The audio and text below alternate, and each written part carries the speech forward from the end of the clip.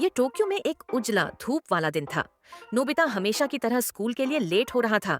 ओह नहीं, मुझे फिर से देर हो जाएगी, नोबिता घबराए हुए बोला। अचानक वह एक आवारा बिल्ली पर ठोकर खा गया, जिससे उसकी किताबें उड़ गईं। उफ, मेरी किताबें, नोबिता ने परेशान होकर कहा। नोबिता, तुम जमीन पर क्या कर रहे हो? तुम्हें और देर हो जाएगी, डोरेमोन ने व्यथित होकर जवाब दिया। डोरेमोन, मैं गिर गया और अब मेरी किताबें गंदी हो गई हैं, नोबिता ने शिकायती अंदाज में कहा। कोई बात नहीं, मेरे पास इसका समाधान है, इंस्टेंट क्लीनर 3000, डोरेमोन ने उत्साहित होकर जवाब दिया। डोरेमोन अपने पाउच से एक छोटा भविष्यवादी वैक्यूम क्लीनर निकालता है। वाह डोरेमोन, धन्यवाद, तुम सबसे अच्छे हो, नोबिता ने आभार व्यक्त किया। कोई बात नहीं, अब चलो जल्दी करें। ओह, और मैं तुम्हारे लिए कुछ और भी लाया हूँ, क्योंकि मुझे भविष्य दिखाई देता है और तुम्हारा दिन खराब होने वाला है, डोरेमोन ने मददगार स्वर में कहा। डोरेमोन एक छोटा सा छाता निकालता है। यह चमकदार पीला है। वह इसे नोबिता को देता है। धन्यवाद डोरेमोन, तुम सबसे अच्छे हो। लेकिन छाता क्यों? यह तो सुंदर दिन है, नोबिता ने कंफ्यूजन में कहा। बस मुझ पर विश्वास करो। चलो अब चलें। गिया और सुनेओ हमारा इंतजार कर रहे हैं। वे बोले कि उनके पास एक सरप्राइज है, पर मुझे लगता है कि वे कुछ गलत कर रहे हैं, डोरेमोन ने गंभीरता से जवाब दिया। इस बीच पार्क में ज्ञान और सुनेओ सचमुच कुछ शरारती योजना बना रहे थे। हा, नोबिता को पता भी नहीं चलेगा, ज्ञान ने दुष्टता से कहा। यह एक परफेक्ट प्रैंक है ज्ञान, वह बहुत शर्मिंदा होगा, सुनेओ ने उत्साह से जवाब दिया। जैसे ही नोबिता और डोरेमोन पार्क के पास पहुँचे, उन पर अचानक से हमला हुआ। हमला, ज्ञान ने चिल्लाते हुए कहा। ओह नहीं, नोबिता ने आश्चर्य से कहा। लेकिन जैसे ही पानी के गुब्बारे नोबिता को टकराने वाले थे, डोरेमोन का छाता खुल गया, पानी को रोकते हुए।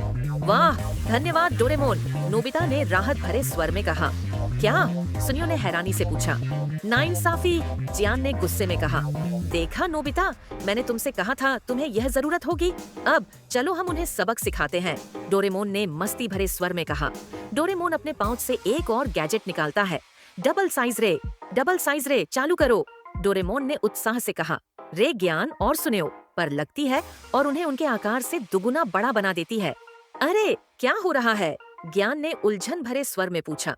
मैं बहुत बड़ा महसूस कर रहा हूँ, सुनेओ ने डर के साथ कहा।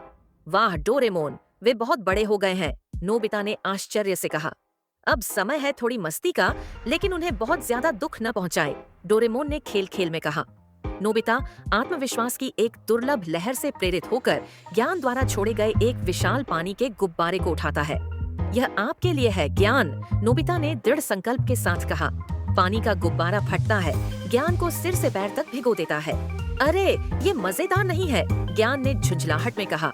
ठीक है, बहुत हो गया, अब इन्हें वापस सामान्य आकार में लाने का समय है, डोरेमोन ने शांत करते हुए कहा।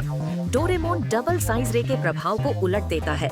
ज्ञान और सुनेओ अपने सामान्य आकार में लौट आते हैं, कांपते हुए और गीले होकर।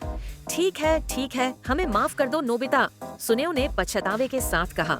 हाँ, हम फिर ऐसा नहीं करेंगे, ज्ञान ने ईमानदारी से जवाब दिया। कोई बात नहीं दोस्तों, फिर से मुझे ऐसे प्रैंक करने की कोशिश मत करना, नोबिता ने माफी के भाव के साथ कहा। ठीक है सब लोग, चलो कुछ दोरायाकी खाते हैं, डोरेमोन ने खुशी के साथ जवाब दिया। इस प्रकार नोबिता, डोरेमोन, ज्ञान और सुनेओ अपने पहले के संघर्षों के बावजूद एक साथ स्वादिष्ट मिठाई के लिए निकल पड़े, दिन के बाकी साहसिक कार्यों के लिए तैयार।